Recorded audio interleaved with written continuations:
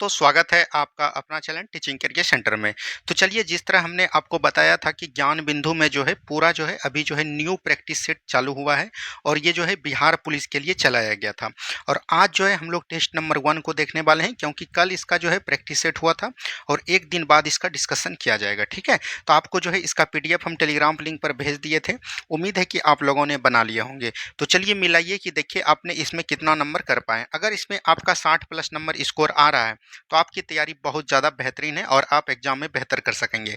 और ये जो है डेली वीडियो जो है आपको कब आएगा, 8 PM शाम में आएगा। कब आएगा? 8 PM शाम में देखने को मिल जाएगा। ठीक है, तो चलिए बिना देरी का शुरुआत करते हैं। जिस दिन इसका सेट का डिस्कशन होगा उस दिन डिस्कशन होगा और उसके अलावा जो है आपका जो है फुल लेंथ क्या चलेगा, ज्योग्राफी का क्लास चलने वाला है। ठीक है, ज्योग्राफी में कुल 14 चैप्टर है, तो 14 दिन में जो है हम लोग समाप्त कर रहे होंगे ज्योग्राफी को। तो चलिए आज का जो पहला क्वेश्चन है, पहले क्वेश्चन को एकदम ध्यान से सुनिए। और अगर आप बिहार पुलिस की तैयारी करना चाहते हैं तो आप जो है इस चैनल को सब्सक्राइब जरूर कीजिएगा। पहला क्वेश्चन है, इसमें निम्नलिखित में से कौन से निकाय संसद के अंगों में शामिल है? अगर कल आपने जो हमारा वीडियो देखा होगा तो उसमें हमने बताया था कि संसद का अंग क्या कहते हैं और संसद के जो है बोल सकते हैं सदन क्या कहते हैं। अगर हम लोग बात करेंगे यहाँ पर संसद, संसद में याद रखनी है 2 सदन होते हैं। अगर सदन की बात करेगा तो सदन कितने होते हैं? 2 सदन होते हैं। आपको पता होगा, एक होता है लोकसभा और एक होता है राज्यसभा। लेकिन वहीं अगर बात करेगा संसद का अंग कितने होते हैं, तो अंग जो है आपका कितने होते हैं? 3 होते हैं। अच्छा, 3 कौन होते हैं? एक होता है लोकसभा और एक होता है राज्यसभा। और अंग में एक चीज जुड़ जाता है जिसको हम लोग बोलते हैं राष्ट्रपति। तो इसमें जो है कौन कौन होते हैं? लोकसभा, राज्यसभा और राष्ट्रपति होते हैं। तो राज्यसभा हो गया, लोकसभा हो गया और राष्ट्रपति हो जाएगा। तो राइट आंसर यहाँ पर से विधानसभा नहीं होता है। तो 1 2 3 देख लीजिए कहां पर है, 1 2 3 ऑप्शन नंबर बी में है, तो ऑप्शन नंबर बी बिल्कुल राइट आंसर हो जाएंगे। वहीं अगर बात करेंगे संसद, संसद का जो है आर्टिकल कितना में वर्णन किया गया है? 89 में। वहीं अगर बात करेंगे लोकसभा का कितना है? 81 है और राज्यसभा का कितना है? 80 है। आपको एक ट्रिक याद रखनी है, सरल। क्या याद रखेंगे? सरल। सरल से 100 से हो जाएगा सांसद यानी 79, रौ से हो जाएगा राज्यसभा यानी 80 और लौ से हो जाएगा लोकसभा यानी कि 81। ठीक है, उसी तरह जिस तरह आप ले केंद्र में ये सब कहां पर होता है? केंद्र में होता है संसद। वहीं अगर हम लोग बात करेंगे राज्य में क्या होता है, तो राज्य में आपका होता है विधानमंडल। क्या होता है? विधानमंडल। और राज्य में भी विधानमंडल के 2 सदन होते हैं, एक होते हैं विधानसभा और एक होते हैं विधान परिषद। लेकिन अगर विधानमंडल का अंग पूछेगा तो अंग में जो है विधानसभा, विधान परिषद और एक आपका क्या जुट जाएगा, जिस तरह संघ में जो है राष्ट्रपति जुड़ते हैं उसी तरह जो है राज्य में क्या हो जाएगा? राज्यपाल हो जाएगा। ठीक है, तो इन सभी बातों को आपको ध्यान देते हुए चलनी है। तो उम्मीद है कि आप लोगों को समझ में पहला क्वेश्चन आ गया होगा। चलिए बढ़ते हैं हम लोग अगले क्वेश्चन की तरफ। बस आप लोग बने रहिए, देखिए आपको कितना अच्छा से यहाँ पर डिस्कशन देखने को मिलेगा। अगर प्रत्येक 100 क्वेश्चन है तो 100 गुना 5 कर लीजिए। आपको 1 घंटा में लगभग हमने आपको 500 डिस्कस करके आप यहाँ से जाइएगा, 500 प्रश्नों को जान कर जाइएगा। ठीक है, चलिए नेक्स्ट क्वेश्चन यहाँ पर है, निम्नलिखित कथनों में से असत्य कथन का चयन कीजिए, यानी कि गलत कथन को आपको चुनना है। यहाँ पर बोला जा रहा है राज्यपाल राज्य विधानमंडल का अंग नहीं होता है। अभी तुरंत हमने बताया जिस तरह केंद्र में होता है संसद, उसी तरह राज्य में क्या होता है? विधानमंडल होता है। और विधानमंडल के 2 सदन होते हैं, आपको हमने बताया था। एक होता है आपका याद रखनी है विधानसभा और एक होते हैं विधान परिषद। लेकिन अगर बात करेगा अंग की बात करेगा तो हमने तुरंत अभी बताया अंग में कौन जुट जाएंगे? राज्यपाल जुट जाएंगे। क्या जुट जाएंगे? राज्यपाल जुट जाएंगे। तो यहाँ पर वही चीज बोल रहा है, राज्यपाल राज्य विधानमंडल का अंग नहीं होता है, तो ये गलत हो गया था और गलत ही आपको चुनना था। तो राइट आंसर ऑप्शन नंबर ए हो जाएंगे। ठीक है, तो ऑप्शन नंबर ए यहाँ पर राइट आंसर आपका हो जाएगा। अन्य सब एग्जांपल जो है यहाँ पर सही है। राष्ट्रपति संसद का अभिन्न होता है, अभी तुरंत हमने देखे। प्रधानमंत्री संसद के किसी भी सदन का सदस्य हो सकता है। देखिए अभी जो आपका प्रधानमंत्री नरेंद्र मोदी है, कौन है? नरेंद्र मोदी जी है। नरेंद्र मोदी जो है आपको पता होगा कि लोकसभा से नेता है। कहाँ का है? लोकसभा का। लेकिन इससे पहले जो मनमोहन सिंह थे, कौन थे? मनमोहन सिंह। मनमोहन सिंह याद रखनी है किससे थे? तो राज्यसभा से सीट लिए थे। कहाँ से? राज्यसभा से। तो संसद के किसी भी सदन से जो है जीत कर जो है वो अपना मतलब प्रधानमंत्री बन सकते हैं। राज्यसभा एक अस्थाई सदन है, बिल्कुल ठीक है, राज्यसभा एक अस्थाई सदन है। राज्यसभा की पता होगा आपको, राज्यसभा कभी भी भंग नहीं होती है। क्या होती है? भंग नहीं होती है।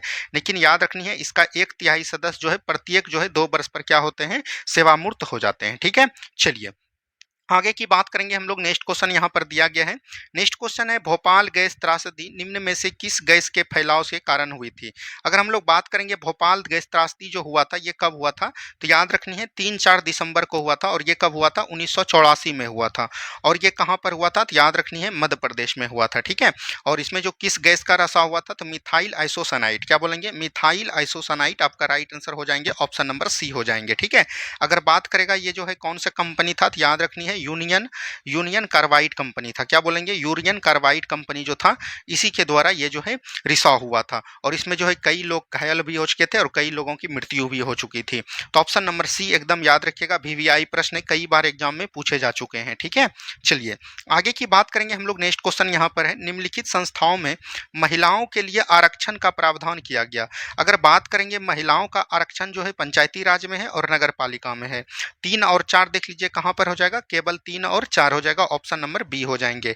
अब थोड़ी सी बात समझिएगा, पंचायती राज में बात करेंगे। पंचायती राज में जो महिलाओं को आरक्षण दिया गया वो किस संविधान संशोधन द्वारा?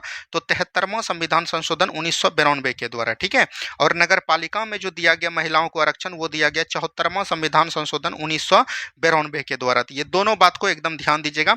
लेकिन अभी एक बिल पारित हुआ है, 106वां विधेयक। ठीक है, और अगर बिल पूछेगा तो 128वां, तो इसमें बोला गया नारी शक्ति बंधन योजना। ठीक है, तो इसमें जो है क्या बोला गया, महिलाओं को लोकसभा और राज्यसभा में जो है 33% का आरक्षण देने का प्रावधान किया गया है। ये भी लगे हाथ तो ध्यान दीजिएगा, ऑप्शन नंबर बी बिल्कुल यहाँ पर से राइट आंसर आपका हो जाएगा। ठीक है, चलिए आगे की बात करेंगे हम लोग। नेक्स्ट क्वेश्चन यहाँ पर दिया गया है, भारत में विभिन्न धार्मिक समुदायों के लोग निवास करते हैं, उनके जनसंख्या अनुपात का सही क्रम कौन सा है?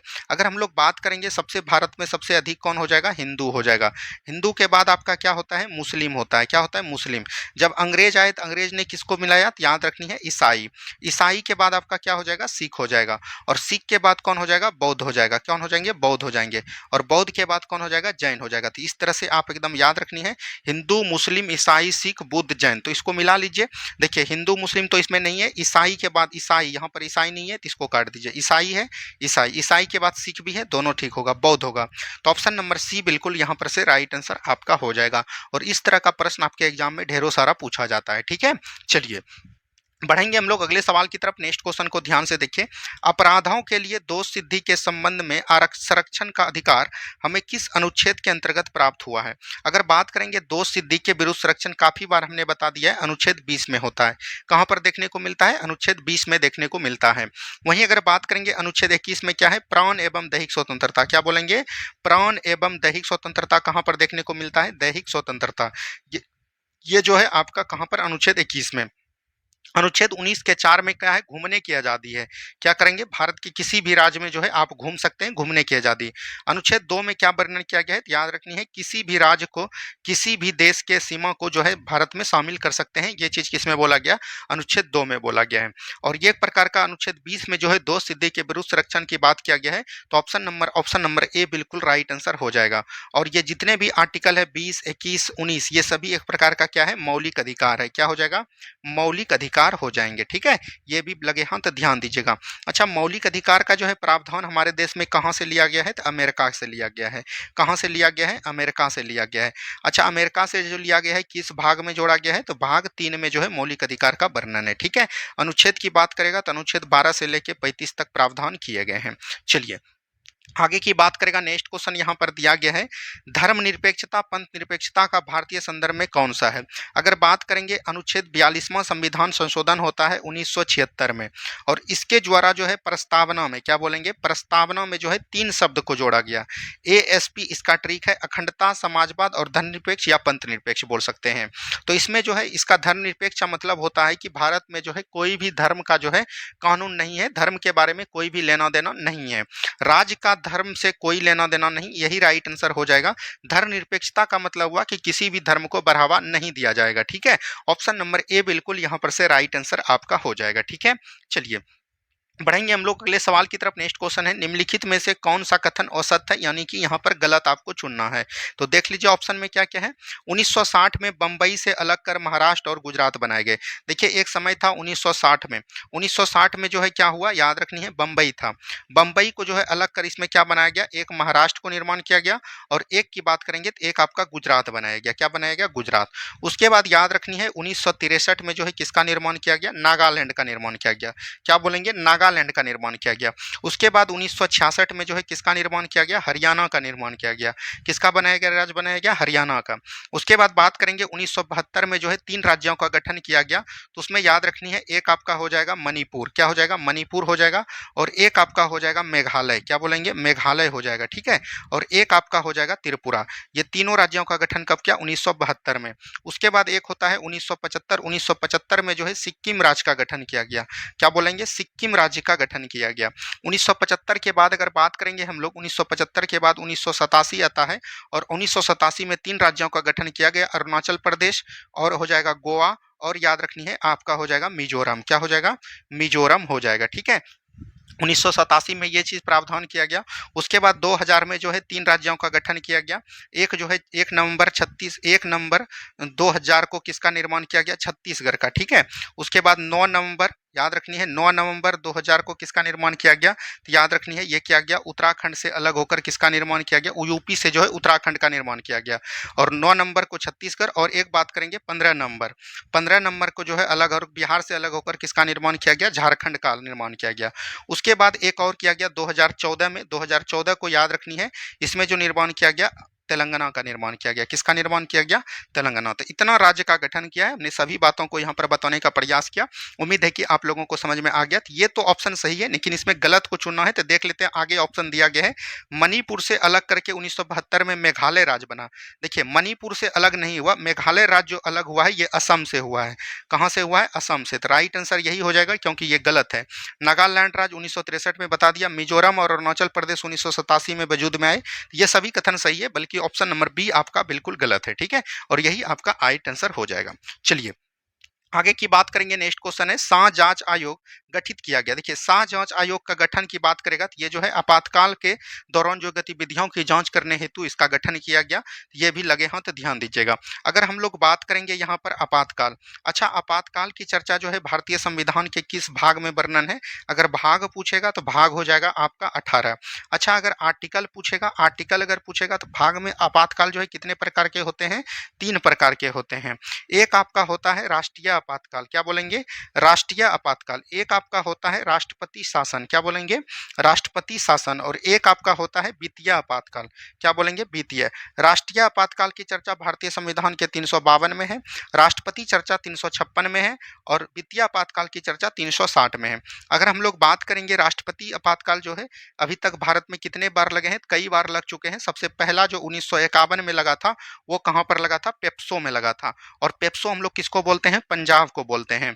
और वहीं अगर बात करेंगे सबसे अधिक बार किस में लगा है, किस राज्य में लगा है, तो सबसे अधिक बार की बात करेगा तो वो हो जाएगा जम्मू कश्मीर में लगा है, ठीक है। यहीं से याद रखनी है, बिहार में कुल कितने बार आपातकाल लगे हैं, तो 18 बार लगे हैं, सॉरी 8 बार लगे हैं। कितने बार लगे हैं, 8 बार लगे हैं। और सबसे पहली बार कब लगे हैं, 1968 में लगे हैं, जिस समय भारत बिहार के अगर मुख्यमंत्री की बात करेगा तो वो हो जाएगा भोला प्रसाद, ठीक है। इन सभी बातों को आपको ध्यान दीजिएगा, यहाँ से प्रश्न आपको पूछे जाएंगे। चलिए आगे की बात करेंगे हम लोग। नेक्स्ट क्वेश्चन है, भारत में संघात्मक व्यवस्था सर्वोत्तम रूप से किसके द्वारा परिलक्षित होती है। देखिए, प्रस्तावनाओं में जो है संघ का की भी चर्चा नहीं किया गया है। प्रस्तावनाओं में अगर बात करेंगे तो हम लोग स्वतंत्रता का चर्चा किया गया है, न्याय की चर्चा किया गया है, ठीक है, एकल बंधुता की चर्चा किया गया है, मूल कर्तव्य नहीं। देखिए, 7वीं अनुसूची को जब पढ़िएगा तो यहाँ पर जो है संघ सूची के बारे में बताया गया है, और याद रखनी है आपको यहीं पर राज्य सूची के बारे में बताया गया है, और यहीं पर समवर्ती सूची के बारे में बताया गया है, ठीक है। संघ सूची में वर्तमान में 100 विषय है। राज्य सूची की बात करेगा तो राज्य सूची में वर्तमान में 52 विषय हो जाएंगे, और सॉरी 47 विषय हो जाएंगे, और समवर्ती सूची में 61 विषय हो जाएंगे। ये सभी बात को एकदम आपको ध्यान दीजिएगा। 7वीं अनुसूची में जो है इस संघात्मक का कहने का मतलब होता है संघ के साथ साथ यहाँ पर राज्य को भी वर्णन किया जाता है, ठीक है। इसी को हम लोग बोलते हैं संघात्मक व्यवस्था। तो right answer option number D बिल्कुल राइट आंसर हो जाएंगे, ठीक है। चलिए आगे की बात करेंगे हम लोग। नेक्स्ट क्वेश्चन यहाँ पर दिया गया है, उच्चतम न्यायालय के न्यायाधीश के रूप में नियुक्त होने के लिए निम्नलिखित में से कौन सा एक मापदंड सही नहीं है। यानी कि अगर आप सुप्रीम कोर्ट का न्यायाधीश बनना चाहते हैं तो आपको क्या क्या नहीं होना चाहिए, कहाँ कहाँ आपने काम किया है, किस आधार पर जो है सुप्रीम कोर्ट का न्यायाधीश नियुक्त किया जाएगा, ये चीज़ क्वेश्चन पूछा गया है। तो किसी उच्च न्यायालय में कम से कम 10 वर्ष तक वकालत कर चुका हो, बिल्कुल ठीक है। अगर आप कहीं भी उच्च न्यायालय में वकील हैं और 10 साल तक आपने काम कर चुका है तो आपको जो है है, और याद रखनी है राष्ट्रपति के सबसे द्वारा है, राष्ट्रपति के नज़र में जो है आप अच्छा वकील हैं या अच्छा जज हैं, तभी आप जो है सुप्रीम कोर्ट में न्यायाधीश बनने की योग्यता रखते हैं। तो ये तो बिल्कुल ठीक है, लेकिन गलत आपको पूछ रहा है। किसी उच्च न्यायालय का कम से कम 5 वर्ष तक न्यायाधीश रहा हो। अगर आप हाई कोर्ट में 10 वर्ष तक वकालत कर चुके हैं या 5 वर्ष तक न्यायाधीश रह चुके हैं, तो ये दोनों जो है कारगर साबित होगा। उच्चतम न्यायालय के अधिवक्ता के रूप में कम से कम 5 वर्ष पूर्ण कर चुका हो। उच्चतम न्यायालय में 5 वर्ष अधिवक्ता के रूप में नहीं, बल्कि 10 वर्ष। कितने वर्ष? वकीलत रहेगा तो 10 वर्ष। तो यही आपका गलत है। ऑप्शन नंबर सी बिल्कुल राइट आंसर यहाँ पर आपका हो जाएगा। ठीक है, चलिए आगे की बात करेंगे हम लोग। नेक्स्ट क्वेश्चन यहाँ पर दिया गया है, मदपान तथा नशाखोरी पर प्रतिषेध संबंधी प्रावधान सम्मिलित है। तो यह अनुच्छेद 47 में बोला गया है, पोषा स्तर को बढ़ावा देना। क्या बोलेंगे? पोषा स्तर को बढ़ावा देना किस में बात किया गया है? अनुच्छेद 47 में। और इसी में बोला गया है मादक पदार्थ पर नियंत्रण। क्या बोलेंगे? मादक पदार्थ पर नियंत्रण जो है कहाँ पर बोला गया है? अनुच्छेद 47 में। और अनुच्छेद 47 आपको पता होगा एक प्रकार का डीपीएसपी यानी कि राज्य के नीति निर्देशक सिद्धांत है। तो राइट आंसर यहाँ पर हो जाएगा ऑप्शन नंबर सी। अगर हम लोग बात करेंगे डीपीएसपी जो भारतीय संविधान में कहां से लिया गया है? आयरलैंड के संविधान से लिया गया है। आयरलैंड ने कहां से लिया है दोस्तों? स्पेन से लिया है। कहां से लिया है? स्पेन से। अगर हम लोग बात करेंगे डीपीएसपी भारतीय संविधान के किस भाग में वर्णित है? तो भाग 4 में है। अनुच्छेद की बात करेगा 36 से लेकर 51 तक अनुच्छेद है। हम लोग देख लेते हैं 36 से 51 अनुच्छेद कौन कौन है। अगर बात करेंगे अनुच्छेद 36 में क्या है? डीपीएसपी की राज्य की परिभाषा है। 37 में है ये जो है न्यायालय में वाद योग नहीं होगा। 38 में क्या है? लोक कल्याणकारी के बारे में बताया गया है। 39 में क्या है? सभी के लिए समान वेतन, यानी चाहे महिला हो चाहे पुरुष हो सभी के लिए समान वेतन। 40 में क्या है? ग्राम पंचायत का गठन है। 41 में क्या है? याद रखनी है कुछ दशाओं में सरकारी सेवा। 42 में क्या है? प्रस्तुति सहायता। 43 में क्या है? कुटीर उद्योगों को बढ़ावा देना। 44 में क्या है? समान सिविल संहिता। 45 में क्या है? याद रखनी है 45 में बोला गया कि याद रखनी है 6 वर्ष के कम बच्चे को शिक्षा देना माता पिता का अधिकार होगा। 46 में क्या है? एससी एसटी का प्रबंधन। 47 में क्या है? जो आपका प्रश्न पूछ रहा है पोषण स्तर को बढ़ावा देना या मादक पदार्थ पर नियंत्रण। 48 में क्या है? कृषि एवं पशुपालन। 49 में क्या हो जाएगा आपका? याद रखनी है राष्ट्रीय स्मारक का संरक्षण। 50 में क्या हो जाएगा? कार्यपालिका न्यायपालिका का पृथकीकरण। 51 में क्या हो जाएगा? विदेशी शांति एवं अंतर्राष्ट्रीय समझौता। ठीक है, इन सभी आर्टिकल को एकदम याद रखनी है। ऑप्शन नंबर सी बिल्कुल यहाँ पर से राइट आंसर आपका हो जाएगा। चलिए आगे के बारे में हम लोग बात करेंगे। नेक्स्ट क्वेश्चन है, निम्नलिखित में से कौन सा राज्यपाल की शक्तियों से संबंधित नहीं है? देखिए राज्यपाल की शक्ति यहाँ पर बोल रहा है और संबंधित नहीं है। देखिए राजनीतिक और जो है सैन्य शक्तियाँ ये जो है किसके द्वारा निहित होता है? तो ये सभी जो है राष्ट्रपति के द्वारा निहित होता है, न कि राज्यपाल के द्वारा। तो यही आपका राइट आंसर हो जाएगा। यहाँ पर सैन्य शक्ति जो है राज्यपाल के पास नहीं रहती है। ऑप्शन नंबर ए बिल्कुल यहाँ पर से राइट आंसर हो जाएगा। बाकी सभी जो है ऑप्शन आपका सही हो जाएगा। चलिए आगे की बात करेंगे। नेक्स्ट क्वेश्चन है, गंगा नदी के दक्षिण में इसकी सहायक नदी सोन के आसपास के क्षेत्र प्राचीन काल में किस नाम से जाना जाता है? अगर हम लोग बात करेंगे गंगा बेसिन, किसकी बात करेंगे? गंगा नदी। आपको पता होगा कि गंगा नदी जो है उत्तराखंड से जो है हरिद्वार से जो है मैदानी भाग में प्रवेश करती है और अपना उद्गम से पूर्व की ओर बहती हुई जो उत्तर प्रदेश में 28 जिले से प्रवेश करते हुए बिहार में कुल 12 जिले से प्रवेश करती है और अपना जल जो है बंगाल की खाड़ी में गिराती है। ठीक है, यहाँ अगर बात करेंगे इसकी कई सारी सहायक नदियाँ होती है। जैसे यहाँ पर अगर बात करेंगे तो रामगंगा होता है। ठीक है, उसके बाद अगर बात करेंगे तो गोमती होता है, रामगंगा गोमती, उसके बाद घाघरा। ठीक है, उसके बाद अगर बात करेंगे गंडक हो जाएगा, उसके बाद कोसी हो जाएगा, उसके बाद महानंदा हो जाएगा। ये सभी जो है किसकी सहायक नदियां हैं? गंगा की। लेकिन याद रखनी है नीचे से सबसे बड़ी सहायक नदी जो आकर गंगा में मिलती है वो कौन हो जाएगा? यमुना हो जाएगा। और याद रखनी है उत्तर पूर्व से दक्षिण की ओर मिलने वाली गंगा नदी कौन हो जाएगी? सोन नदी हो जाएगी। और सोन नदी कहाँ पर मिलती है? तो याद रखनी है पटना के समीप दानापुर में मिलती है। और पटना के क्षेत्र को उस समय किस नाम से जाना जाता था? मगध के नाम से जाना जाता था। किस नाम से जाना जाता था? प्राचीन काल में मगध के नाम से जाना जाता था। और मगध की राजधानी कहाँ पर हुआ करती थी? राजगिर ही बोल सकते हैं, और या तो इसी को बोला जाता है राजगिर भी बोला जाता है। ठीक है, और या इसी को हम लोग पाटलिपुत्र के नाम से भी जानते हैं, क्योंकि पाटलिपुत्र भी मगध की राजधानी रही है। ये कौन सा महाजनपद हो जाएगा? तो आपका ऑप्शन यहाँ पर दिया गया है, ऑप्शन हो जाएगा मगध हो जाएगा। यही चीज पूछ रहा है कि गंगा में जो सोन नदी जाकर मिलती है वो किस महाजनपद में है? तो मगध महाजनपद में है। वहीं अगर बात करेंगे अवंती, अवंती की राजधानी कहाँ पर हो जाएगा? उज्जैन हो जाएगा। क्या हो जाएगा? उज्जैन हो जाएगा। अगर बात करेंगे बज्जी, बज्जी की राजधानी कहाँ पर हो जाएगा? वैशाली हो जाएगा। क्या हो जाएगा? वैशाली हो जाएगा। काशी का कहाँ पर हो जाएगा? किसकी राजधानी है? वाराणसी, वाराणसी। ठीक है, ये चीज ध्यान दीजिएगा। यहाँ पर हम लोग बात करेंगे महाजनपद, महाजनपद किसको कहते हैं? जिस समय अभी आपको पता होगा कि भारत में जो है 28 राज्य हैं, उसी तरह जो है प्राचीन काल में 16 महाजनपद हुआ करता था, जिसकी जानकारी हमको कहाँ से मिलता है? तो बौद्ध धर्म, क्या बोलेंगे? बौद्ध धर्म की बात करेंगे, बौद्ध धर्म के अंगुत्तर निकाय से मिलता है। क्या बोलेंगे? बौद्ध धर्म के अंगुत्तर निकाय से मिलता है। और अगर बात करेंगे जैन धर्म, जैन धर्म के याद रखनी है भगवती सूत्र से जानकारी मिलती है। कहाँ से मिलती है? भगवती सूत्र से जानकारी मिलती है। बस आप लोग हमको एक सप्ताह दीजिए, 7 दिन, आप देखिएगा तैयारी में कितना ज्यादा उछाल आपको आ जाएगा। ठीक है, चलिए आगे की बात करेंगे हम लोग। नेक्स्ट क्वेश्चन यहाँ पर दिया गया है, निम्नलिखित में से किन स्थानों पर हड़प्पा नगर प्राप्त हुए हैं?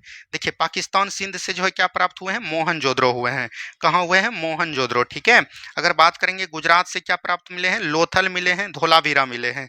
हरियाणा से क्या मिले हैं? तो याद रखनी है जुते हुए खेत के सॉरी बोल सकते हैं हरियाणा से जो है हमको बनवाली, बनवाली कहाँ पर है? हरियाणा में। ठीक है, अगर वहीं बात करेंगे राजस्थान में क्या हो जाएगा? कालीबंगा हो जाएगा। कालीबंगा जूते हुए खेत का प्रमाण कालीबंगा से। पंजाब में क्या मिला है? रोपर, रोपर कहाँ से मिला है? पंजाब में। तो सभी से जो है हड़प्पा नगर के प्राप्ति हुए हैं, तो राइट आंसर हो जाएंगे ऑप्शन नंबर डी हो जाएंगे। क्या हो जाएंगे? ऑप्शन नंबर डी हो जाएंगे। अगर बात करेंगे हड़प्पा, हड़प्पा का खोज कब हुआ था? तो 1921 ईस्वी में हुआ था। इसकी खोज किसने किया था? तो दयाराम शाहनी ने किया था। किसने किया था? दयाराम शाहनी ने इनकी खोज किया था। ये चीज भी याद रखनी है। चलिए आगे की बात करेंगे हम लोग। नेक्स्ट क्वेश्चन है, निम्नलिखित मुगल बादशाहों में किसने अपनी आत्मकथा फारसी भाषा में लिखी? देखिए अगर बात करेंगे आत्मकथा, आत्मकथा की बात करेगा तो जो मतलब जीव मतलब मनुष्य, अगर हम ही हैं तो हम ही अपना जो है कहानी अगर लिख रहे हैं तो वो आपका आत्मकथा हो जाएगा, और कोई दूसरा अगर हमारा लिखेगा तो वो हो जाएगा आपका जीवनी। ठीक है, ये चीज ध्यान दीजिएगा। तो यहाँ पर बात करेंगे हम लोग मुगल काल। मुगल काल में दो ऐसे शासक हुए जिन्होंने जो है अपनी आत्मकथा लिखी थी। एक आपका हो जाएगा बाबर, क्या हो जाएगा? बाबर। और दूसरा आपका हो जाएगा जहांगीर। क्या हो जाएगा? जहांगीर हो जाएगा। अब देखिए बाबर ने जो है क्या लिखा था? बाबरनामा लिखा था। क्या बोलेंगे? बाबरनामा लिखा था। ठीक है, और जहांगीर ने जो है क्या लिखा था? जहांगीरनामा। क्या बोलेंगे? जहांगीरनामा। अगर बात करेंगे यहाँ पर दोनों ने तो लिखा है, ऑप्शन में दोनों है, लेकिन यहाँ पर एक शब्द दिया गया है फारसी भाषा में। तो बाबर ने जो लिखा था तुर्की भाषा में लिखा था। ठीक है, और अगर जहांगीर ने बालक करेंगे तो ये फारसी भाषा में अपनी आत्मकथा लिखा था। तो राइट आंसर हो जाएगा ऑप्शन नंबर ए, जहांगीर हो जाएगा। क्या हो जाएगा? जहांगीर हो जाएंगे। ठीक है, ये चीज ध्यान दीजिएगा। अकबरनामा किसने लिखा था? तो अबुल फजल ने लिखा था। किसने लिखा था? अबुल फजल के द्वारा लिखा गया था। ठीक है, चलिए आगे की बात करेंगे। नेक्स्ट क्वेश्चन यहाँ पर दिया गया है, निम्नलिखित में से कौन सा बंगाल के नवाबों का सही कालक्रम है? अगर बात करेंगे बंगाल में स्वतंत्र मतलब स्वतंत्र नया नवाब के जो है स्थापना किसने किया? मुर्शिद कुली खां ने। थी। ये दोनों तो ऐसे ही गलत हो जाएगा, ये दोनों ठीक है। मुर्शिद कुली खां का अगर कार्यकाल की बात करेगा तो इन्होंने जो है 1717 से लेकर 1739 तक जो है बोल सकते हैं मुर्शिद कुली खां का शासनकाल रहा। उसके बाद 1740 से लेकर 1756 तक जो है किसका काल रहा? अलीवर्दी खां का। क्या बोलेंगे? अलीवर्दी खां का। उसके बाद याद रखनी है 1757 छप्पन से ही 1756 से लेकर 1757 तक जो है किनका कार्यकाल देखने को मिला? सिराजुद्दौला का देखने को मिला। क्या बोलेंगे? सिराजुद्दौला का देखने को मिला। तो यहाँ पर से राइट आंसर आपका क्या हो जाएगा? Murshid Quli Khan, Alivardi Khan, Sirajuddaula. Right answer option number B हो जाएंगे। अब देखिए बात करेंगे मुर्शिद कुली खां ने जो है बंगाल की राजधानी ढाका से स्थानांतरित कर कहाँ स्थानांतरित किया? मुर्शिदाबाद किया। ये क्वेश्चन पूछा जाएगा, मुर्शिदाबाद किया। अगर बात करेंगे अलीवर्दी खां से रिलेटेड याद रखनी है, इन्होंने जो है मुगलों को क्या बोलेंगे? अंग्रेजों को जो है बोल सकते हैं अंग्रेज को जो है क्या कर दिया? कर देना जो है बंद कर दिया। इसी के काल को बंगाल का स्वर्ण काल भी कहा जाता है। सिराजुद्दौला के समय जो है दो घटना घटती है, एक 1756 में बोल सकते हैं काल कोठरी की घटना, और एक याद रखनी है 1757 में प्लासी का युद्ध। ठीक है, ये दोनों तीनों बातों को एकदम ध्यान देनी है। आगे की बात करेंगे हम लोग। नेक्स्ट क्वेश्चन यहाँ पर दिया गया है, गुलामगिरी नामक पुस्तक का लेखक निम्नलिखित में से कौन हो जाएगा? तो ज्योतिबा राव फुले हो जाएंगे। महात्मा ज्योतिबा राव फुले हो जाएंगे। ऑप्शन नंबर सी बिल्कुल राइट आंसर हो जाएंगे। अगर बात करेंगे भीमराव अंबेडकर जो है प्रारूप समिति के अध्यक्ष थे। क्या बोलेंगे? प्रारूप समिति के अध्यक्ष कौन हो जाएंगे? डॉक्टर भीमराव अंबेडकर। और प्रारूप समिति का गठन कब हुआ था? 29 अगस्त 1947 को हुआ था। ठीक है, ये भी चीज ध्यान दीजिएगा। चलिए आगे की बात करेंगे। नेक्स्ट क्वेश्चन है, कलकत्ता अधिवेशन 1906 ईस्वी में कांग्रेस का लक्ष्य घोषित किया गया। अगर बात करेंगे 1906 का कलकत्ता अधिवेशन किसने किया था? दादा भाई नौरोजी ने किया था। किसने किया था? दादा भाई भाई नरोजी ने क्या था, और इसका जो लक्ष्य था स्वराज प्राप्ति का लक्ष्य था। तो ऑप्शन नंबर ए ही बिल्कुल राइट आंसर हो जाएंगे। यहाँ पर थोड़ी सी बात करेंगे हम लोग कांग्रेस। कांग्रेस का जो है गठन कब हुआ था, तो याद रखनी है 28 दिसंबर 1885 को किया गया था। ठीक है, 28 दिसंबर 1885 को जो है कांग्रेस का गठन किया गया था। और इसका गठन किसने किया था, ए.ओ. ह्यूम ने किया था। किसने किया था, ए.ओ. ह्यूम ने। इसका अगर बात करेंगे जो है सबसे पहला अध्यक्ष किसको बनाया गया, तो याद रखनी है बोमेश चंद्र बनर्जी यानी डब्ल्यू.सी. बनर्जी को बनाया गया। किसको बनाया गया, डब्ल्यू.सी. बनर्जी को। ठीक है, चलिए आगे की बात करेंगे हम लोग। नेक्स्ट क्वेश्चन है 1939 ईस्वी में निम्न में से किसे All India States People's Conference का अध्यक्ष चुना गया, तो ये हो जाएंगे जवाहरलाल नेहरू। अगर बात करेंगे 1939 ईस्वी में जो है याद रखनी है सुभाष चंद्र बोस ने एक स्थापना किया फॉरवर्ड ब्लॉक का। क्या बोलेंगे, फॉरवर्ड ब्लॉक की स्थापना किया। ये भी चीज ध्यान दीजिएगा। सरदार वल्लभ भाई पटेल को हम लोग किस नाम से जानते हैं, लौह पुरुष के नाम से जानते हैं। किस नाम से, लौह पुरुष के। अगर वहीं आपको पूछ दिया कि लौह महिला के नाम से किसको जानते हैं, लौह महिला के नाम से किसको जानते हैं, आयरन मैन वोमेन किससे जानते हैं, तो याद रखनी है आपका हो जाएगा इंदिरा गांधी जी। कौन हो जाएंगे, इंदिरा गांधी हो जाएंगे। ठीक है, ये चीज ध्यान दीजिएगा। चलिए आगे की बात करेंगे हम लोग। नेक्स्ट क्वेश्चन है निम्नलिखित में से कौन सी लिपियां अशोक के अभिलेखों से प्रयुक्त हुई है। अगर बात करेंगे अशोक, अशोक जो है मौर्य वंश का महान शासक हुआ और अशोक ने जो है अभिलेख जारी किया। और अशोक ने जो अभिलेख जारी किया वो कितने प्रकार के किए, 3 प्रकार के अभिलेख जारी किए। उसमें जो है ब्राह्मी था, खरोष्टी था, अरमाइक था। और ब्राह्मी का ही अभी प्रधान रूप आधुनिक रूप में देवनागरी के रूप में जाना जाता है। तो right answer option number C है। अभिलेख की बात करेंगे तो कुल बड़े 14 अभिलेख का गठन किया गया था। इसमें सबसे बड़ा अभिलेख 7वां अभिलेख है। कौन बोलेंगे, 7वां अभिलेख है। और वहीं अगर सबसे छोटा अभिलेख की बात करेगा तो सबसे छोटा अभिलेख आपका हो जाएगा रुम्मनदेई अभिलेख। क्या बोलेंगे, रुम्मनदेई अभिलेख। ठीक है, ये चीज ध्यान दीजिएगा। वहीं अगर बात करेंगे हम लोग, याद रखनी है एक आपका हो जाएगा, ये याद रखनी है भाबरू अभिलेख। क्या बोलेंगे, भाबरू अभिलेख हुआ करता था। याद रखनी है भाबरू अभिलेख में जो है अशोक का नाम क्या मिलता है, सम्राट घोषित होता है। और ये भाबरू अभिलेख कहाँ पर है, राजस्थान में है। कहाँ पर हो जाएगा, राजस्थान में हो जाएगा। अशोक के 13वां अभिलेख जो था, 13वां अभिलेख था, इसमें जो है कलिंग की चर्चा की गई है। किसकी चर्चा की गई है, कलिंग की चर्चा की गई है। ठीक है, चलिए आगे की बात करेंगे हम लोग। नेक्स्ट क्वेश्चन है कुषाण काल से में निम्नलिखित में से कौन से स्थान पर बौद्ध कला के महान केंद्र थे, एक नागार्जुन कोंड और एक अमरावती। राइट आंसर हो जाएंगे ऑप्शन नंबर डी। अगर हम लोग बात करेंगे कुषाण वंश, कुषाण वंश का संस्थापक की बात करेंगे तो वो हो जाएगा कुजुलकुड फिसस। क्या बोलेंगे, कुजुल कुड फिसस हो जाएंगे। क्या हो जाएंगे, कुजुल कुड फिसस। और याद रखनी है कुषाण वंश के एक शासक हुआ करते थे, जो महान शासक हुए उसका नाम था कनिष्क। कनिष्क याद रखनी है, कनिष्क का दरबारी कवि था चड़क, जो कि एक प्रकार का बोल सकते हैं चिकित्सक था। क्या था, चिकित्सक था। और कनिष्क के शासन काल में बौद्ध ग्रंथि हुआ था, बौद्ध धर्म का जो है चतुर्थ बौद्ध संगति हुआ था। और ये कहाँ पर हुआ था, कश्मीर में देखने को मिला था। कहाँ पर, कश्मीर में देखने को मिला था। अच्छा, इसका अध्यक्ष कौन था, तो याद रखनी है वसुमित्र था। क्या बोलेंगे, वसुमित्र था। और इसका उपाध्यक्ष की बात करेगा, उपाध्यक्ष भी हुआ करता था। और उपाध्यक्ष आपका पूछा जाएगा तो वो आपका क्या हो जाएगा, तो वो आपका हो जाएगा अश्वघोष। क्या हो जाएगा, अश्वघोष हो जाएंगे। ठीक है, इन सभी बातों को आपको ध्यान देनी है। चलिए आगे की बात करेंगे। नेक्स्ट क्वेश्चन यहाँ पर है, मिलान करना है। देखिए कैलाशनाथ मंदिर जो है कहाँ पर है, कांचीपुरम में, यानी इसका 2 हो जाएगा। होयसल मंदिर कहाँ पर है, हेलीबीड में है, तो ये 4 हो जाएगा। बृद्धेश्वर मंदिर की बात करेगा तो ये कहाँ पर है, तो तंजौर में है, तो ये 3 हो जाएगा। गोमटेश्वर मूर्ति कहाँ पर है, सरमन बेलगोला, जिसको हम लोग बोलते हैं, याद रखनी है बाहुबली की मूर्ति, तो ये हो जाएगा 1। यानी 2, 4, 3, 1 देख लीजिए कहाँ पर है, ऑप्शन नंबर बी में है। ऑप्शन नंबर बी बिल्कुल राइट आंसर हो जाएंगे। आगे की बात करेगा। नेक्स्ट क्वेश्चन है चंदावर का युद्ध किस किस के बीच लड़ा था। देखिए एक बात होगा 1194 में चंदावर का युद्ध हुआ था। और किसके किसके बीच हुआ था, मोहम्मद गौरी के बीच हुआ था। और याद रखनी है जयचंद के बीच हुआ था। किसके बीच हुआ था, जयचंद के बीच। तो राइट आंसर ऑप्शन नंबर ए हो जाएगा। मोहम्मद बिन शाम को ही मोहम्मद गौरी के नाम से जानते हैं। और याद रखनी है 1191 और 1192, इसमें जो है क्या हुआ था, प्रथम तराइन का युद्ध हुआ था। ये चीज ध्यान दीजिएगा। और 1192 में द्वितीय तराइन की युद्ध हुई थी। अगर बात करेंगे प्रथम तराइन युद्ध कब हुआ था, 1191 में किसके किसके बीच हुआ था, पृथ्वीराज चौहान और मोहम्मद गौरी के बीच हुआ था। ठीक है, जिसमें कि पृथ्वीराज चौहान का जीत हुआ था, मोहम्मद गौरी पराजित हुई थी। लेकिन द्वितीय तराइन के युद्ध की बात करेंगे तो इसमें जो है पृथ्वीराज चौहान के बीच हुआ था और मोहम्मद गौरी के बीच हुआ था, जिसमें कि पृथ्वीराज चौहान का मृत्यु होता है और मोहम्मद गौरी जीत हासिल करते हैं। ठीक है, तो ये चीज ध्यान देनी है। चलिए आगे की बात करेगा नेक्स्ट क्वेश्चन यहाँ पर दिया गया है। नेक्स्ट क्वेश्चन यहाँ पर है, रेशम बुनकरों की श्रेणी का उल्लेख निम्नलिखित में से किस अभिलेख में मिलता है? तो मंदसौर अभिलेख में। कहाँ पर मिलता है? मंदसौर अभिलेख। जूनागढ़ अभिलेख जो है किसने किया था? शक शासक रुद्रदामन में। किसने किया था? शक शासक रुद्रदामन ने। प्रयाग प्रशस्ति लेख जो है कहाँ था? हरिसेन ने निर्माण किया था, याद रखनी है, हरिसेन। और ये किसके दरबारी कवि थे? प्रयाग प्रशस्ति की अगर बात करेगा तो ये हो जाएगा समुद्रगुप्त। क्या हो जाएगा? समुद्रगुप्त हो जाएंगे। ठीक है, ये चीज ध्यान दीजिएगा। चलिए आगे की बात करेगा। नेक्स्ट क्वेश्चन यहाँ पर है, सूर्यास्त नियम का संबंध निम्नलिखित में से किन किन भूमि व्यवस्था से है? अगर बात करेंगे सूर्यास्त नियम जो है कब लागू हुआ था? 1793 में हुआ था। इसी को हम लोग बोलते हैं इस्तमरारी व्यवस्था। क्या बोलेंगे? इस्तमरारी व्यवस्था। और इस्तमरारी व्यवस्था जो है राइट आंसर ऑप्शन नंबर ए हो जाएगा। इसी को हम लोग सूर्यास्त कानून बोलते हैं, यानी सूर्य डूबने से पहले जो है कर जो है जमा हो जाने चाहिए। और इसको किसने किया था? तो याद रखनी है, कॉर्नवालिस ने स्टार्ट किया था। किसने किया था? कॉर्नवालिस ने स्टार्ट किया था। वहीं आपको यहाँ पर है रैयतवाड़ी। क्या बोलेंगे? रैयतवाड़ी व्यवस्था। अगर हम लोग बात करेंगे रैयतवाड़ी व्यवस्था का जो है काल किसके द्वारा था? तो याद रखनी है टॉमस मुनरो। क्या बोलेंगे? Thomas Munro. या तो रीड के बारे में, रीड एक था, रीड याद रखनी है, ये भी हो जाएंगे। और ये कब स्टार्ट हुआ था? तो 1820 में स्टार्ट हुआ था। ठीक है। एक आपका है, याद रखनी है, महलवाड़ी। क्या होता है? महलवाड़ी। महलवाड़ी की बात करेगा तो महलवाड़ी को किसने स्टार्ट किया था? Holt Mackenzie. किसने किया था? हॉल्ट मैकेंजी उस समय भारत के गवर्नर थे।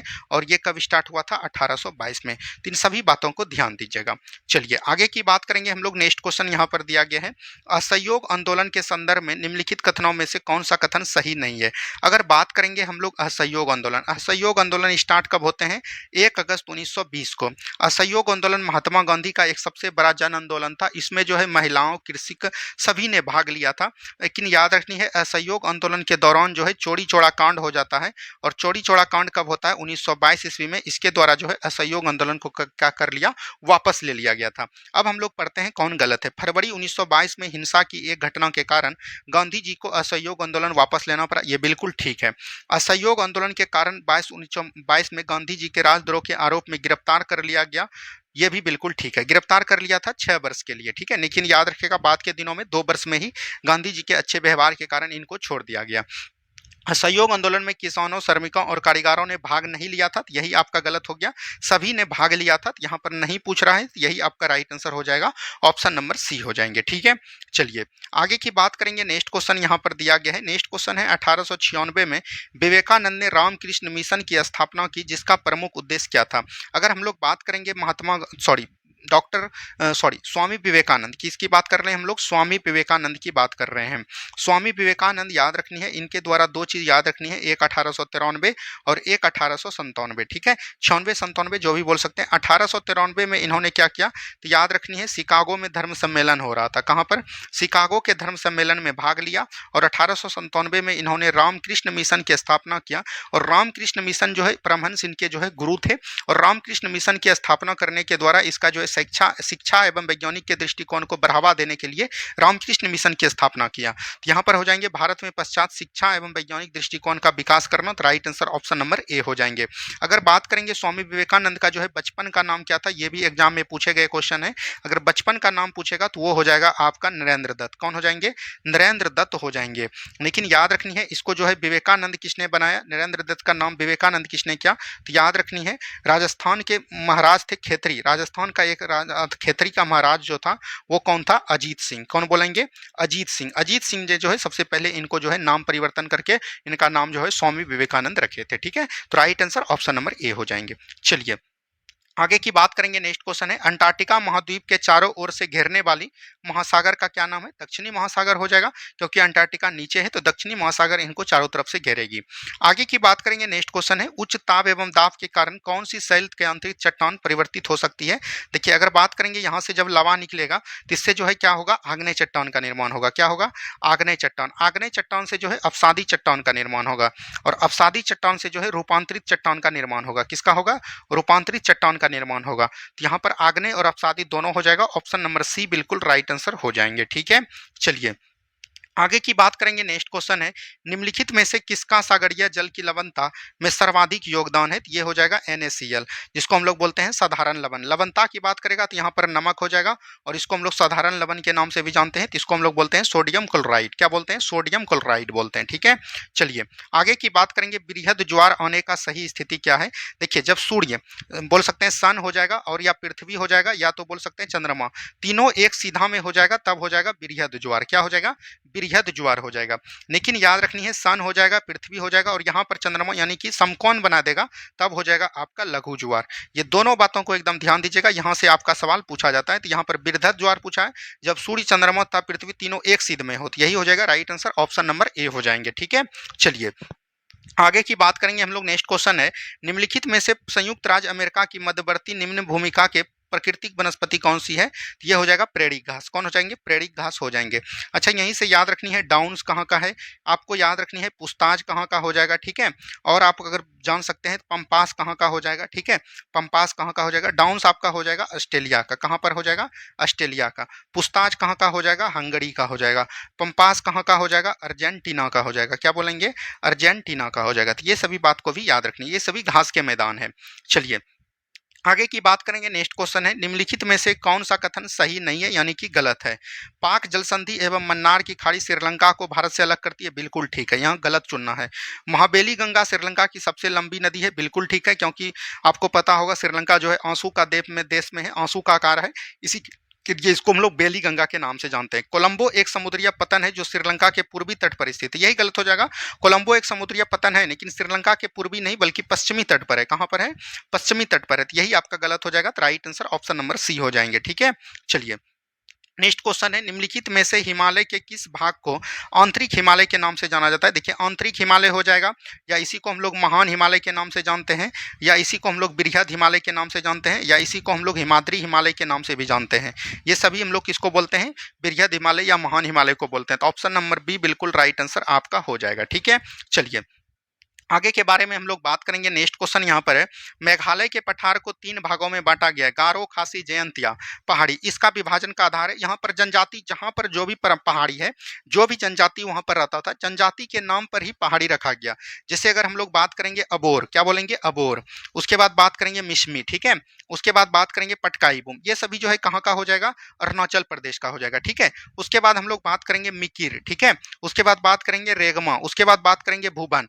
ये सभी कहाँ का हो जाएगा? तो याद रखनी है असम का हो जाएगा। ये सभी जनजाति हैं और पहाड़ी का भी नाम है। ठीक है, चलिए आगे की बात करेंगे। नेक्स्ट क्वेश्चन है, इस नदी का उद्गम कैलाश पर्वत श्रेणी से मानसरोवर के झील के निकट चैंगयुंगदुम। चैंगयुंगदुम जैसे ही बोल दिया तो ये हो जाएगा ब्रह्मपुत्र नदी। ठीक है, ब्रह्मपुत्र नदी चैंगयुंगदुम हिमदस से निकलती है, मानसरोवर के झील से, और अपना जल जो है याद रखनी है भारत में प्रवेश कर, नामचा बरवा से भारत में प्रवेश कर अपना जल जो है बंगाल की खाड़ी में गिराती है, बांग्लादेश में बहते हुए।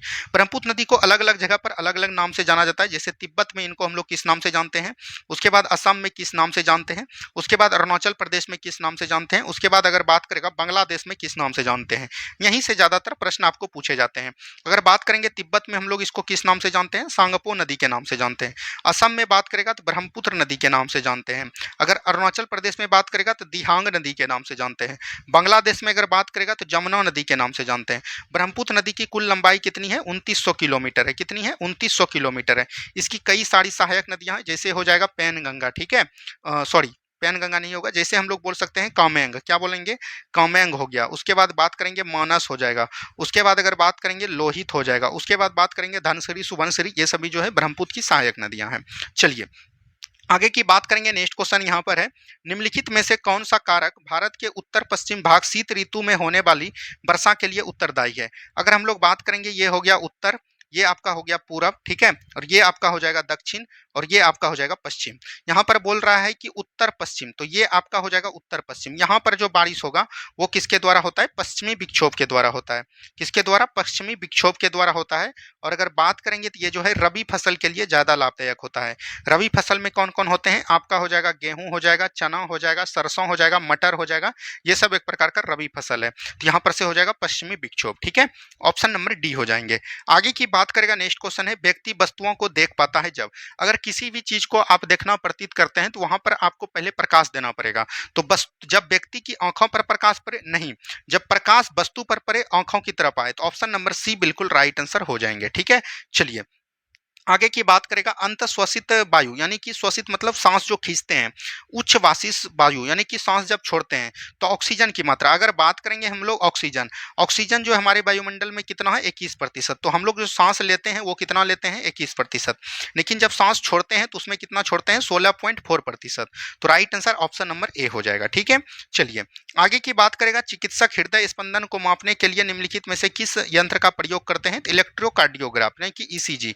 ठीक है, ईईजी का हम लोग करते हैं, इलेक्ट्रोइंसेफ्लोग्राफ का हम लोग प्रयोग करते हैं मस्तिष्क के लिए। किसके लिए? मस्तिष्क के लिए प्रयोग करते हैं। ठीक है, पेसमेकर का जो है हृदय का नियंत्रण के लिए जो हम लोग किसका प्रयोग करते हैं? पेसमेकर का। स्टेथोस्कोप एक प्रकार का आपका आला हो गया। ठीक है, इन सभी बातों को ध्यान देनी है। चलिए आगे की बात करेंगे। निम्नलिखित में से कौन सा खाद्य श्रृंखला का सही क्रम है? देखिए घास को कौन खाएगा? कीट खाएगा। कीट को कौन खाएगा? मेढक खाएगा। मेढक को सांप खाएगा। सांप को गरुड़ खाएगा। तो right answer option number A ही आपका हो जाएगा। ठीक है, चलिए आगे की बात करेंगे। कॉड लीवर तेल में विटामिन डी अधिक मात्रा में पाया जाता है। ये कॉड लीवर तेल निम्नलिखित में से किस जीव से प्राप्त होता है? ये अगर बात करेंगे तो ये आपका मछली से प्राप्त होता है। अगर बात करेंगे यहाँ पर विटामिन ए, विटामिन ए का रासायनिक नाम क्या हो जाता है? रेटिनॉल हो जाता है। क्या होता है? रेटिनॉल होता है। विटामिन बी की बात करेगा तो ये 8 कॉम्प्लेक्स होते हैं इसका, इसका रासायनिक नाम होता है थायमिन। क्या होता है? थायमिन। वहीं विटामिन सी की बात करेगा तो इसका रासायनिक नाम अगर बात करेंगे हम लोग तो रासायनिक नाम क्या हो जाता है? एस्कॉर्बिक एसिड हो जाता है। क्या होता है? एस्कॉर्बिक एसिड हो जाता है। ठीक है, अगर विटामिन डी की बात करेंगे तो ये हो जाएगा कैल्सीफेरोल। क्या हो जाएगा? कैल्सीफेरोल हो जाएगा। ठीक है, कैल्सीफेरोल। वहीं अगर बात करेंगे विटामिन ई का क्या हो जाएगा तो याद रखनी है टेकोफेरोल। क्या बोलेंगे? टेकोफेरोल हो जाएगा। वहीं अगर बात करेंगे विटामिन के का क्या हो जाएगा तो याद रखनी है फिलोकिविनॉन। क्या बोलेंगे? फिलोकिविनॉन हो जाएंगे, किविनॉन। ठीक है, तो ये सभी बात को एकदम याद रखनी है। चलिए आगे की बात करेंगे। नेक्स्ट क्वेश्चन आविष्कारक और आविष्कारकर्ता का। देखिए किण्वन का खोज किसने किया? लुई पास्चर ने। हमने कल भी आपको बताया था किण्वन एक प्रकार का, जैसे हम लोग लुई पास्चर ने किसका? पाश्चुकरण का खोज किया था। जैसे दूध को आप गर्म करते हैं, दूध को गर्म करके उसका कीटाणु को मारकर लंबे समय तक रखते हैं, उसी को हम लोग बोलते हैं पाश्चुकरण। तो किण्वन का खोज। पेनिसिलिन का खोज किसने किया था? अलेक्जेंडर फ्लेमिंग ने। ये 4 हो जाएगा। चेचक का टीका एडवर्ड जेनर ने किया था। 2 हो जाएगा। बेसिलस एंथ्रेसिस रॉबर्ट कोच ने किया था। ये हो जाएगा 1। यानी 3 4 2 1 देख लीजिए कहां पर है? 3 4 2 1 ऑप्शन नंबर ए में है। तो ऑप्शन नंबर ए ही आपका राइट आंसर हो जाएंगे। आगे की बात करेंगे। नेक्स्ट क्वेश्चन यहां पर दिया गया है। आग बुझाने वाले कर्मचारियों के परिसाधनों की तरफ चढ़ी होती है जो उसके अग्निरोधक बनाती है। यह परत निम्नलिखित में से किसकी होती है? मतलब आग बुझाने के लिए जो जैकेट का प्रयोग करते हैं वो किसका करते हैं? मेलेमाइन का प्रयोग करते हैं। उस किसका बना होता है? मेलेमाइन का बना होता है। आगे की बात करेंगे हम लोग। नेक्स्ट क्वेश्चन है। पृथ्वी कई परतों में बटी हुई है, इनमें से कौन सी परत भूसंदन के लिए उत्तरदायी है? भूपरपट्टी। कौन हो जाएगा? क्रस्ट हो जाएगा आपका। क्या हो जाएगा? क्रस्ट हो जाएगा। सबसे ऊपरी परत ही क्रस्ट कहलाती है। तो ऑप्शन नंबर ए ही बिल्कुल यहाँ पर राइट आंसर हो जाएंगे।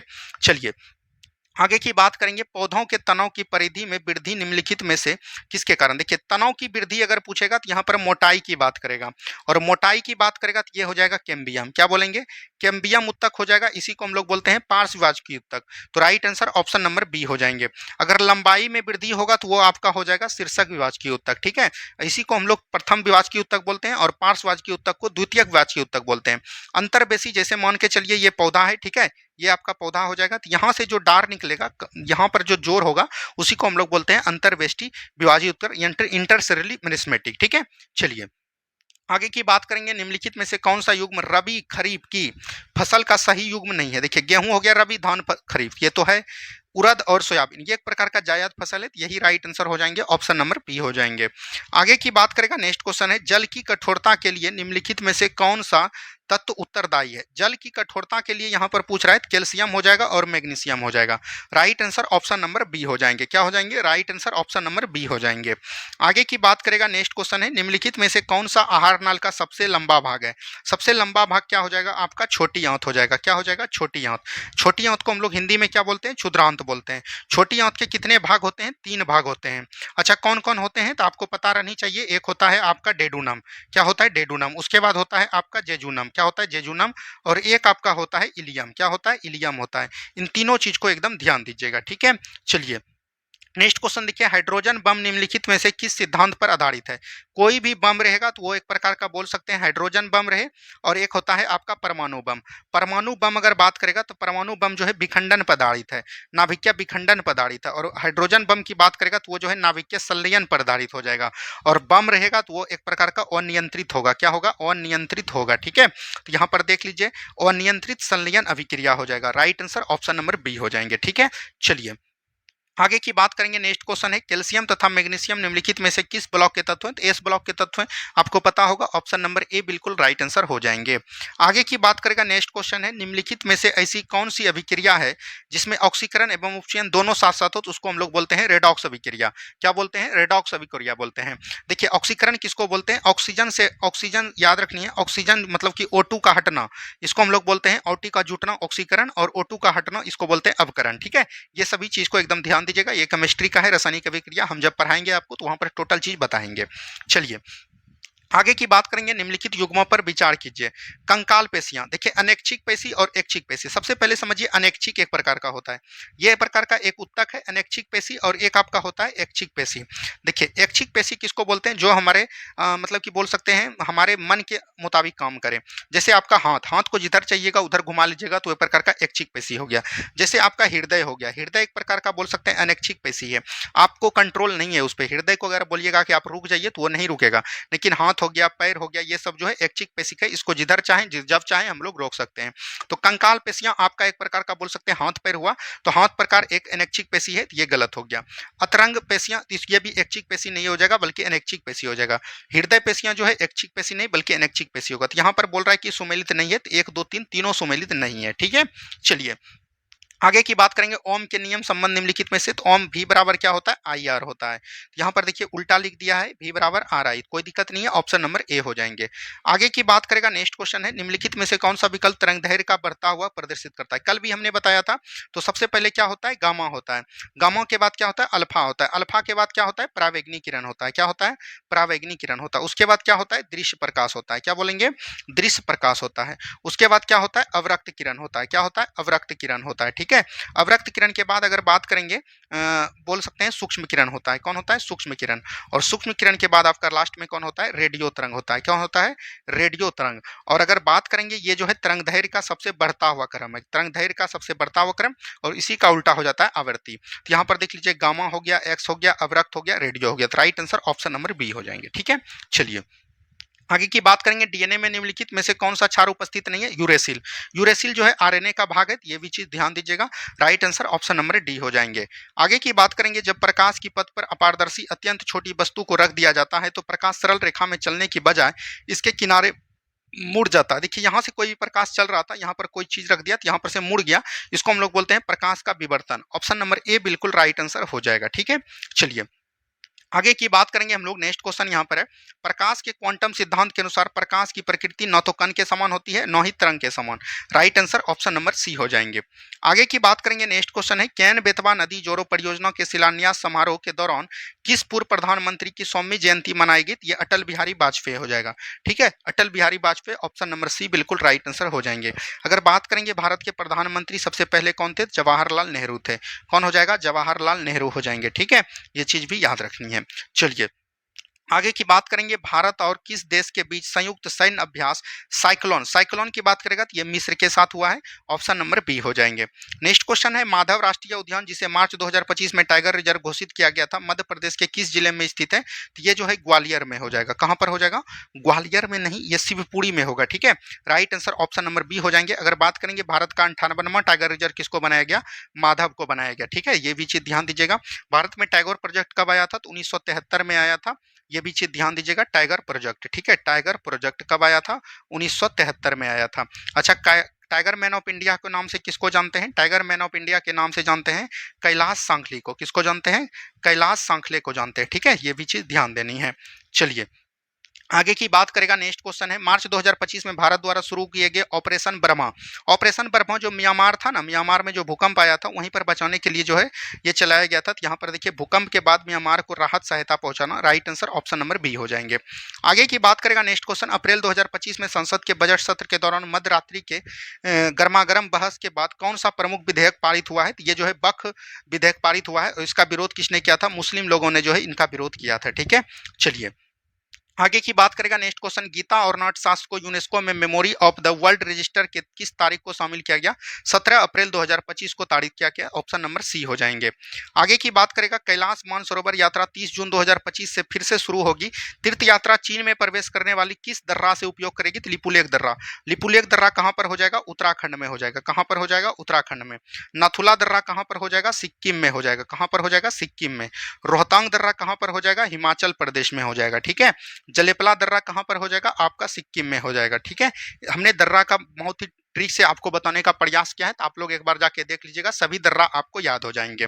आगे की बात करेगा, भारत के मुख्य आर्थिक सलाहकार कौन है जिनका कार्यकाल मार्च 2027 तक बढ़ा दिया गया? तो याद रखनी है B अनंतम Nageswaram, option number C बिल्कुल राइट आंसर हो जाएंगे। ठीक है, चलिए बजट 2025 के अनुसार अगले 5 वर्षों के लिए सरकारी स्कूलों में कितनी अटल ट्रैकिंग लैब स्थापित 50,000, कितना? 50,000 हो जाएंगे। आगे की बात करेगा, नेक्स्ट क्वेश्चन है, 1 फरवरी 2025 को मुंबई में आयोजित बोर्ड के वार्षिक समारोह में बीसीसीआई के लाइफ टाइम अचीवमेंट अवार्ड से किसे सम्मानित किया गया? सचिन तेंदुलकर को। किसको किया गया? सचिन तेंदुलकर। क्रिकेट का फादर किसको बोला जाता है? तो याद रखनी है क्रिकेट का फादर बोला जाता है सचिन तेंदुलकर को। आगे की बात करेंगे, नेक्स्ट क्वेश्चन यहाँ पर दिया गया है, नेक्स्ट क्वेश्चन, 22 जनवरी 2025 को किस सरकारी योजना के 10वीं वर्षगांठ मनाई गई? तो ये हो जाएगा आपका बेटी बचाओ बेटी पढ़ाओ। कब स्टार्ट हुआ था? 2015 में। ठीक है, स्वच्छ भारत अभियान कब स्टार्ट हुआ था? 2015 में। प्रधानमंत्री जनधन योजना कब स्टार्ट हुआ था? 2014 में। अगर बात करेंगे आयुष्मान भारत कब स्टार्ट हुआ था? 2018 में। ठीक है, चलिए आगे की बात करेंगे, 4 अप्रैल 2025 को 6वां बिम्स्टेक शिखर सम्मेलन कहां आयोजित किया जा रहा है? बैंकॉक, थाईलैंड में। ऑप्शन नंबर सी हो जाएंगे। आगे की बात करेंगे, ऑप्टिकल फाइबर के आविष्कारक कौन हो जाएंगे? नरिंदर कपानी हो जाएंगे। कौन हो जाएंगे? नरिंदर कपानी हो जाएंगे। दो वर्णों के मेल को क्या कहते हैं? संधि। और दो शब्द के वर्णों के मेल को क्या बोलते हैं? समास बोलते हैं। ये दोनों बात को ध्यान दीजिएगा। नेक्स्ट क्वेश्चन है, आजन्म में कौन सा समास है? अव्ययी भाव समास है। कौन हो जाएगा? अव्ययी भाव समास हो जाएगा। नेक्स्ट क्वेश्चन है, ग्रीन पीस इंटरनेशनल का मुख्यालय कहां स्थित है? तो एमस्टेट, नीदरलैंड हो जाएगा। ऑप्शन नंबर बी हो जाएंगे। ठीक है, चलिए द्वितीय विश्व युद्ध कब से कब तक लड़ा था? अगर बात करेंगे हम लोग प्रथम विश्व युद्ध, प्रथम विश्व युद्ध जो लड़ा गया था, तो याद रखनी है 1914 से लेकर 1918 तक लड़ा गया था और इसका मुख्य कारण था ऑस्ट्रिया के राजकुमार फर्डिनेंड की हत्या। ठीक है, वहीं अगर बात करेंगे द्वितीय विश्व युद्ध का कारण क्या था, तो याद रखनी है ये 1939 से लेकर 1945 तक चला था और इसका मुख्य कारण था जर्मनी ने जो है पोलैंड पर आक्रमण कर दिया था। तो यहाँ से right answer option number B हो जाएंगे। आगे की बात करेगा, नेक्स्ट क्वेश्चन, लघुपतन के समय क्या होता है? तो धारा का मान बढ़ जाता है, विद्युत धारा का मान बढ़ जाता है। ऑप्शन नंबर बी हो जाएंगे। नेक्स्ट क्वेश्चन है, हॉर्नबिल फेस्टिवल कहाँ मनाया जाता है? तो ये नागालैंड में मनाया जाता है। ठीक है, चलिए नेक्स्ट क्वेश्चन है, हरित क्रांति का प्रभाव मुख्य रूप से किन किन क्षेत्रों में था? पंजाब था, हरियाणा था, पश्चिमी उत्तर प्रदेश था। तो ऑप्शन नंबर डी हो जाएंगे। आगे की बात करेंगे, नेक्स्ट क्वेश्चन है, श्रम बल जनसंख्या में किस आयु वर्ग के लोगों को शामिल किया गया है? तो बोल सकते हैं 15 से 59 वर्ष। क्या बोलेंगे? 15 से 59 वर्ष के बच्चे को जो है काम में मतलब काम कर सकते हैं 59 वर्ष तक, 15 वर्ष से लेकर 59 वर्ष तक। नेक्स्ट क्वेश्चन है, औपनिवेशिक काल में विभिन्न आर्थिक क्षेत्रों में संलग्न जनसंख्या के आधार पर निम्नलिखित क्षेत्रों में घटते क्रम में लगाइए। कृषि क्षेत्र पहला, उसके बाद विनिर्माण, उसके बाद सेवा। 1 2 3 हो जाएगा राइट आंसर, ऑप्शन नंबर ए हो जाएंगे। नेक्स्ट क्वेश्चन है, निम्नलिखित कथनों पर विचार कीजिए। भारत सरकार ने 1990 में नई आर्थिक नीति योजना की, 1991 में थी। ये आपका गलत हो गया। वित्तीय संकट के समय विश्व बैंक और आईएमएफ द्वारा वित्तीय सहायता उदारीकरण, निजीकरण और शर्तों पर दिया। तो याद रखिएगा ये जो है एलपीजी मॉडल जो लागू किया गया था, तो ये बिल्कुल ठीक है, यानी कि ए गलत है और आर आपका सही हो जाएगा। ठीक है, चलिए विश्व व्यापार संगठन डब्ल्यूटीओ का गठन कब किया गया? 1995 में किया गया, 1 जनवरी 1995 को किया गया। और अगर बात करेंगे डब्ल्यूटीओ वर्ल्ड ट्रेड ऑर्गेनाइजेशन, ये जो है व्यापार पर नियंत्रण प्राप्त करते हैं और इसका अगर अध्यक्ष की बात करेगा तो ये हो जाएगा नागोजी ओंकाजा।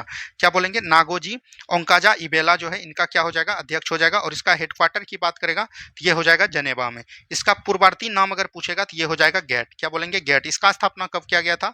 1948 में। ये दोनों बात को एकदम ध्यान दीजिएगा। चलिए आगे की बात करेगा, यहाँ से इंग्लिश का सवाल है, choose the eponym from the horse from the following option. तो ये मेयर हो जाएगा, हॉर्स मतलब घोड़ा, मेयर मतलब घोड़नी।